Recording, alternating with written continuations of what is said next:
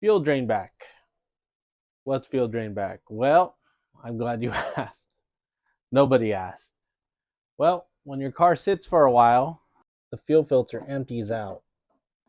But more or less, it's venting. So I changed this line. This line is fine. These lines are tight. So more or less, I'm going to say there's an internal leak on the return line side. There's an internal leak, and I'm gonna say the culprit. Oh, look at that. Take a listen. Maybe it's a crack in the return line. A couple times this car has left me not stranded, but stalled out in the middle of the street after idling for a while or just stopping by the store real quick. Definitely a possibility as this whole thing is cracked. Luckily, I have this low quality Amazon hose, literally the cheapest hose on Amazon. Well, to think that I was gonna convert it to electric fuel pump. I was just getting the vacuum gun and sucking and bleeding, and obviously it would drain back with a return line off. All right, so here it is. You see the fuel? Okay, cars are dumb. Okay, so I got the return line pinch, and there's like no fuel in this fuel filter. So I don't know how it's running. It's literally just running on fumes. So I don't know. Either this fuel pump is junk or there's a leak, but I'm gonna say the fuel pump's junk. Okay, this is done. We're gonna rip this all apart and we're gonna get this. Okay, well, this is fuel feed, pressurized, filtered, regulated. The feed line, the return line. Tapped into power here for the fuel pump. This one's for the choke. Got the ground down there. And just secure this with a zip tie. You can hear the fuel pump here.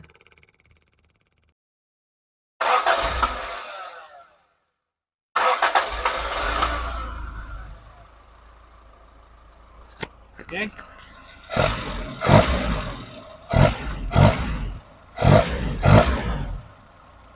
Okay, I think we're good. I just have the Corolla idling. We got our deep fryer nice and warm, just with some Dawn dish soap. Eeny, meeny, miny, mo. So we have these pistons that I numbered. Probably gonna wash off the Sharpie. We're just gonna memorize this from left to right. 1, 2, 3, 4. Take a nice look at these pistons right now. There's literally a bunch of milkshake in here.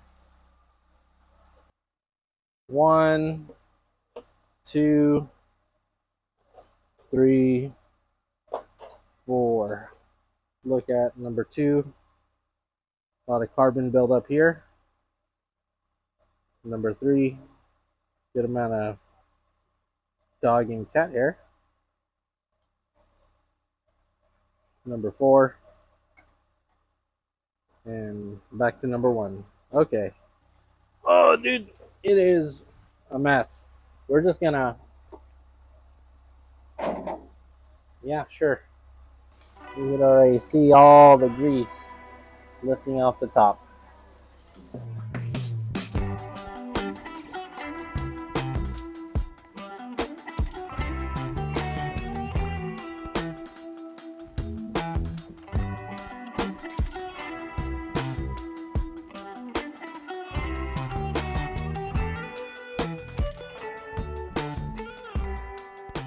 Okay, so the car is clean.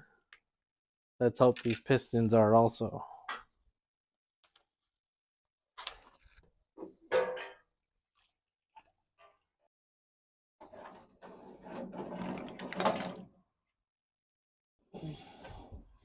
Should have pre-rinsed these before putting them in, but check that out.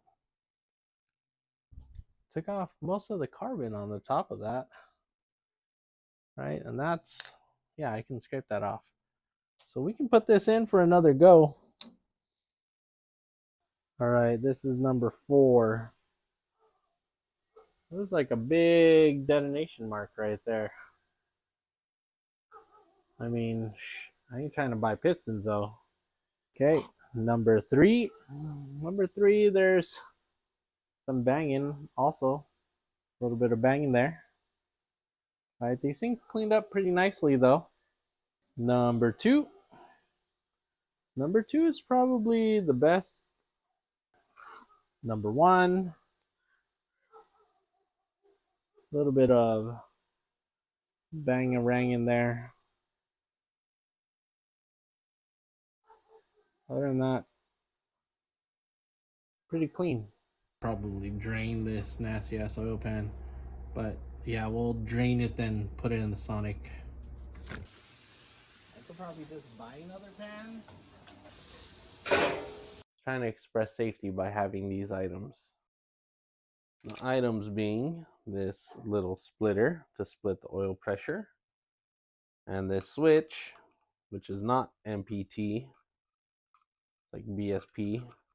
So with this oil pressure switch, it will provide power to your fuel pump when you're cranking and power to your fuel pump while you have oil pressure. Other than that, it will not send power unless you have oil pressure. The part number is PS64. We were going to put in this switch. Fuck it. There's no space. Literally, I would have to take off the alternator bracket to get that splitter. The other option would be to get an oil filter sandwich plate and get a signal off of that. But forget it. We are fine with just our ignition on, which this should be fused. Pretty sure, whatever. And this is the rest of the setup. We got our feed going to the carb, and then we have our return. Probably do something with that mechanical fuel pump. We'll just let it hang out for now. We're going to be doing a cold start and see if this thing takes a while to crank, because normally it would with the mechanical pump.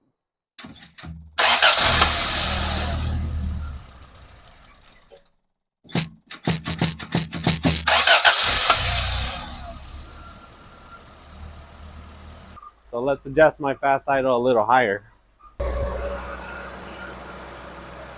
So next logical step would be to take it for a test drive. So that's our fast idle there, closer to 18, 1900. Blip the gas. Okay, so far so good.